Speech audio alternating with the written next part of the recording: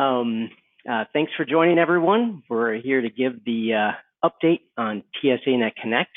This is what we're calling our September update. We'll be covering a little bit. If you're not familiar with TSANet Connect, I'll give you just a little bit of info there, but then we're going to spend a lot more time on where are we at as far as the migration, and then where are we at as far as the releases, what other things are going to be happening with TSANet Connect this year. So for those that aren't familiar with TSANet Connect, it is our new system. It's going to be the default site that all members use. It's included in your membership. There's no extra cost. It's essentially a transaction-based platform. It provides a very consistent user experience, very simple for end users to use, and includes all of the escalation processes that they may need when they're making the connection. Just a quick overview on how the process works. If you haven't experienced this before, it's very straightforward. As an end user, you're logging into TSANet Connect, you're finding a member, and you're being presented with what we now call a process form. And this is the type of form that all members will be using. It essentially provides basic information about you, the partner, the common customer, and the issue that you're trying to resolve. Once you press submit on that form, it will go over to the receiver. The receiver can choose to use whatever types of methods they want to receive that on inbound. It could be a simple email process. It could create a case in their system. They have full control over how they want to receive that request. And then the process stops when they provide an initial response that goes both back to TSANet Connect and stops the escalation clock, and also sends the message back to you, the sender. So that's really where TSANet Connect stops. At this point, the two engineers are connected together, and they're working either an email, a phone call, or a secure team site. So it allows the engineers to just kind of work cases like they normally work cases. The other big benefit of the new TSANet Connect system is it's really based on an API, which makes it extremely easy for us to do integrations into different systems. And I won't go into too many details on that now. I'll spend a little bit of time when we talk about what are we doing as far as future releases and future initiatives. You'll see a lot of it is focused around this integration topic.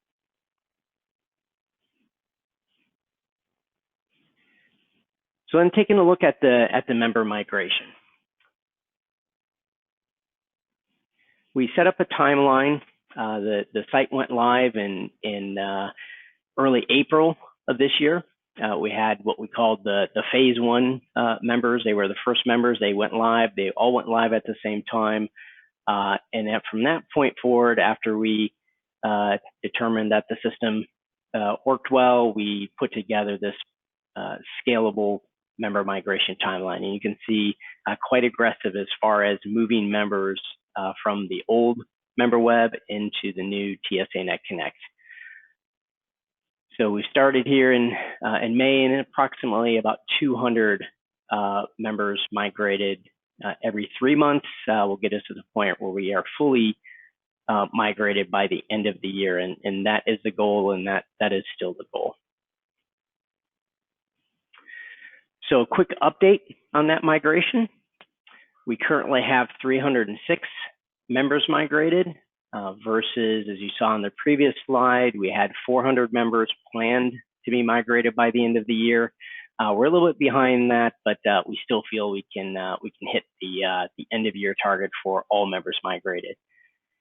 If you look at how we've come to the 306, we have 276 limited members migrated, and those come from the following partner groups. So we have VMware, Red Hat, Nutanix, Docker. Those partner groups have all been migrated over, and those are bringing us the 276 limited members.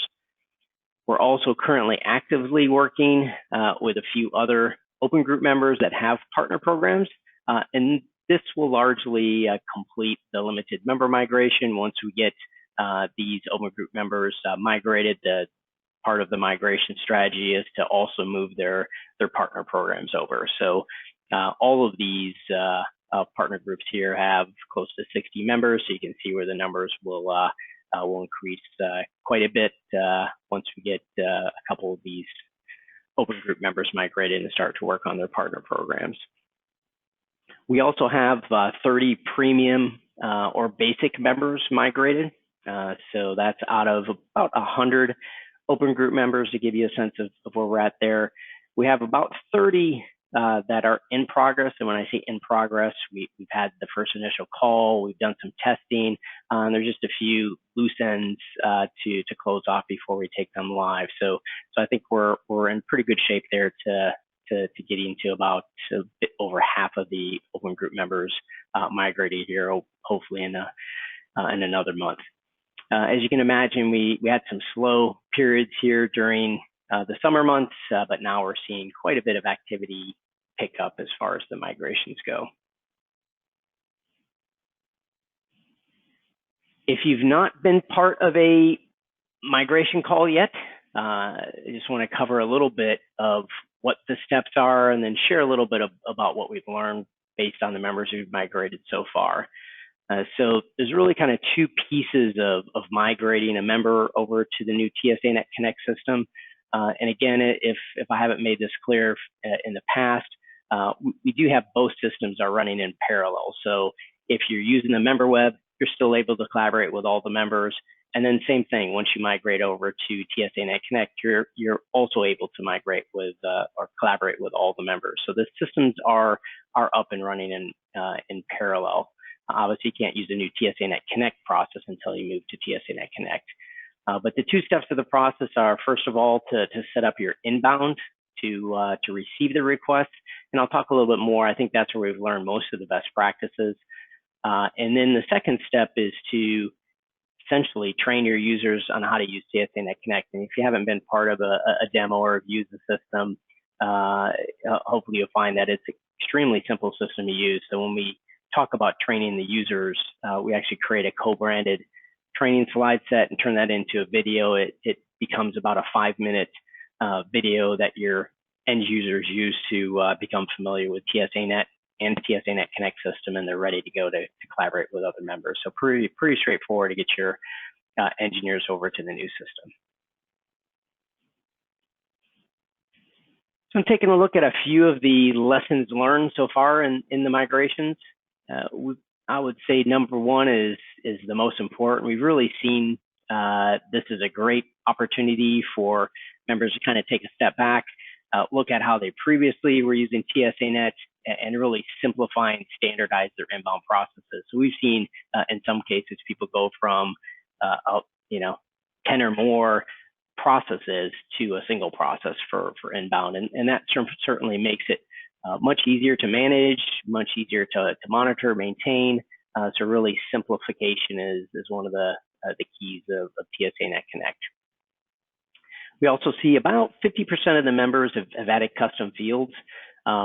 Everyone that's a basic and premium member has the ability to add a custom field. Some have chosen to just use the default, and that works fine for a lot of folks. But if you have a lot of different product areas and maybe you use skills-based routing within your CRM system, we do see a lot of members add, for example, product selector. And then if you do entitlement based on serial number, again, that could be a use of a custom field. So when we do see members adding custom fields, they tend to be largely in these two areas. We also see about 50% of the members use a native email to case functionality within their system. So again, the other half are just bringing it into an email alias and managing it that way. But if you have usually any type of cloud-based CRM system, it has a native email to case functionality. So we've seen members with Salesforce, Zendesk, and ServiceNow all use that email to case functionality to get the workflow into their CRM system so that it's part of kind of the normal way of working. And as I talked before, we created the co-branded training slides, turns into a 5-minute training video, and we've seen a pretty positive feedback on that. The other area that we've seen a lot of positive feedback, and again, I highlighted we've got 276 limited members migrated, and again, that's done in the same time frame that we've migrated 30 open group members. So as far as the partner program functionality in the new TSANet Connect system, that is greatly improved. So quite a bit easier for new partners to onboard to that, a much more simplified user experience once they get on the system. So far that's been pretty positive feedback from the members that have partner programs. So I would say if you are migrating to TSANet Connect and you have partner programs, we generally find that that's in some cases simpler than creating your inbound process. So we do all that management for you. We set up the new partner program. We work with you on communication out to the limited members, and that part is going very smoothly. So if you're an open group member and you have a partner program and you're kind of concerned about how that's going to work, that's something that we've been able to replicate pretty well now.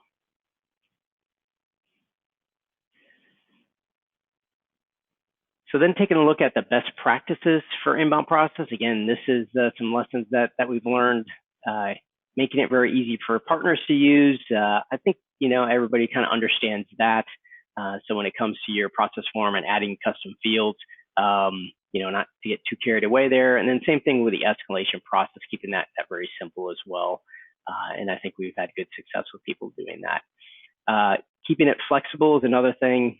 We really kind of stress to people that it's a low volume process. So this does not need over engineering as far as what happens and extreme, rigidness as far as accepting inbound contacts and stuff. So, keeping it very flexible, making sure that if there is an exception, right? So you get an escalation from a partner, it doesn't have everything that you need, even though it should, because it's a form-based process now, making sure that you quickly resolve those issues with the other member.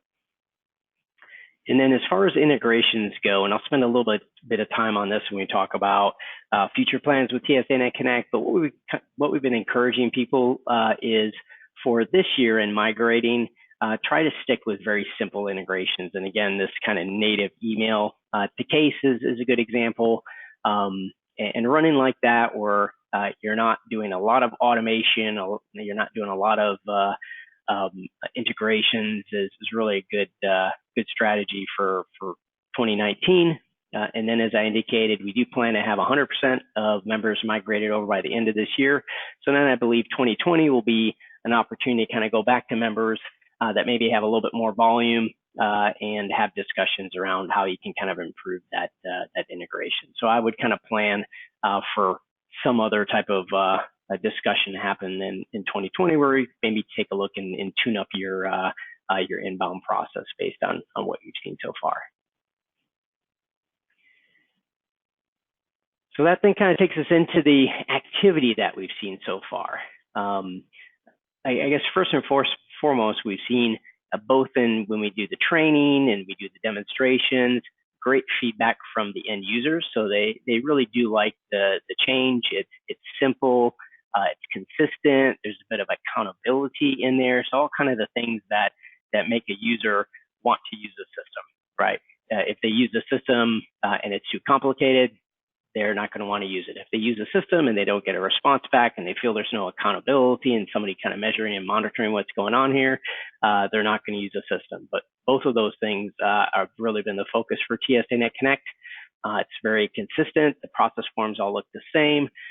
So that makes it very simple. And then TSANet Connect, we're monitoring that initial response, ensuring that the sender does get a response back. And in fact, there's both a system escalation process as well as TSANet staff. We have a dashboard where we're able to see any exceptions there, so we can get involved as well. So I think really good accountability now in the system.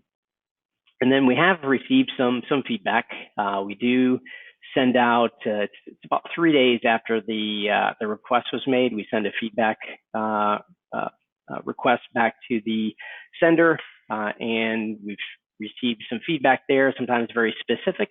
A couple of user feedback did result in some system changes. So we had one piece of feedback where an engineer, in the description, they had a very long description and some formatted text with some log file snippets and such. and that didn't look the best when it came through on email, so we made some changes there. And then we had some issues where a manager maybe got involved with a TSANet escalation that one of their end users did, and that resulted in us enhancing the reporting functionality so that you could see a lot more easily who is escalating or who created what issue, and then we also included for that manager the embedded escalation process right there on the interface. So make sure the managers or admins within the company have great access. We still see low volume and a few different reasons for that. As we indicated, the old site is still active. So I would say even if you have migrated to TSANet Connect, you may still find some of your users still use the old site. Maybe they have it bookmarked. Maybe they just kind of remember how to use that one, and yeah, they've been trained on TSANet Connect, but they said, I'm just going to go back to the old site. So we do not shut down their access to the old site, but at the end of this year, we will ramp down the old site, and I really think that's going to help get all the users over to the new site. And then we also have some high volume members that we're in the process of migrating, but we don't have them over there yet. That will certainly help. The other thing that we found, and I think this will be part of this bullet number 4, improving the usage in 2020, is there's a lot of alternate processes in place. And I think once you migrate your users to TSANet Connect and we really start to look at who's using it, what exact partners are you escalating to, the cases involved, that type of thing, I think we'll have all the data that we need to kind of dig into and try to understand, we have a relationship with this partner, but we don't see any activity in TSANet Connect. Why is that? And then kind of dig in to see if that's something that should be or something that somebody's kind of put an alternate process in place to do. So I think that's really kind of part of digging into the data in 2020 when we feel confident we've got everybody using the new TSANet Connect system, and there's no old site to fall back on. We're starting to get some data here. So I would say look forward to that in 2020. So then transitioning over to the 2019 releases, we have planned 4 different releases in 2019. We have 2 releases that are fully completed. As I indicated, April we went live. It was a feature complete release. So at first we were kind of planning to go live in actually December of last year with kind of a partially built system and then add functionality along the way. We really kind of decided early on that wasn't a good strategy, and we completed all of the development before we brought that phase 1 group of members on. But it was a fully functioning system in April. And then June was really focused on enhancements and bug fixes. As you can imagine, a little bit of tuning up, some feedback. I would say that's where we received most of the feedback from the initial users. So you had things as far as some tweaks to the process form, maybe a couple little fixes to the email process, some improvements to the limited interface as we started to bring on partner programs. And then as we started to see more people do custom fields, we made some improvements on how we're able to do those. And then internal notes was another area that we made some enhancements to. So those are the first 2 releases. Then as we go into the second half, we have the September release that will be going live here end of this week. So you'll start to see that early next week.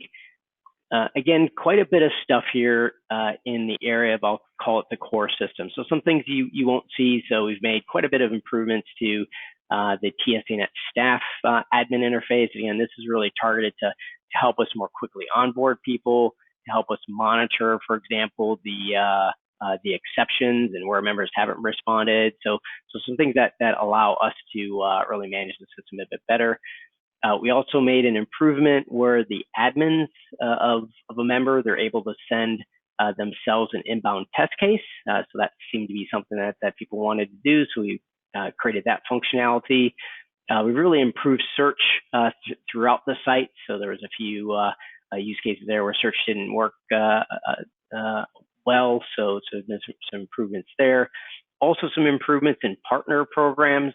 And then as we talked before, that enhanced reporting. Again, that was kind of focused to make sure that the managers had everything they needed when they looked at activity from their users. And then the last thing, and we're still working on this, is probably something that will come in October, and that is we're moving to a redundant cloud, so that we'll have a much more reliable system. So there'll be primary in the US, and then we'll have an alternate site in Europe, and that will be a hot standby. So that would be able to be cut over to without any impact to functionality or outage. So that's really kind of targeted to make sure we got a system that is really solid and reliable for the users. And then in the December release, and this is where I'll talk a little bit more about these details. So most of the things you see here now in December are really in the area of extending the system, right? So either integrating or making it easier for people to integrate their systems into. So as we look at our integration strategy, we see two different types of systems that we'll start to integrate into, and we've had some activity in here already.